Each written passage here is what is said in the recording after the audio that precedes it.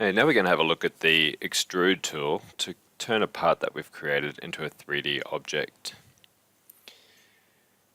So to use the Extrude tool, we just come up to our ribbon up here in the 3D environment. If we click on that, we'll get this little window here. You should also get a little preview of your part being extruded. This will only happen if you've only got one enclosed object on your sketch. If you have multiple parts, it'll first ask you to select the profile that you want to extrude. If you're having a situation where you can't select any profile at all, you'll probably find that you need to go back and have a look at your 2D sketch, because you would have a slight gap in between some of the lines and you haven't fully enclosed a loop.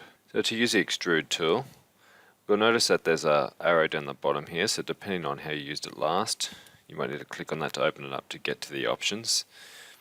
And we have a few things we can do. We can come down to the distance here and play around these if we've got multiple parts. In this case we'll leave it on distance because it's our only part there, and we can type in manually how far we want to go. The other option is we can come down to our part where this orange arrow is, and if we left click on that, we can drag it in and manually change it that way. We can also change the direction that we extrude the part.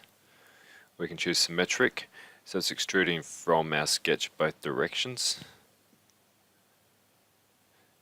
We can do asymmetric, which means one side we can choose to come out one set distance, for example 10 mil, and we can change the direction for the other side. Once we're happy with our distances and our shape, we can come along and just click OK to close that down. And there you can see our part is now a 3D part that we have extruded.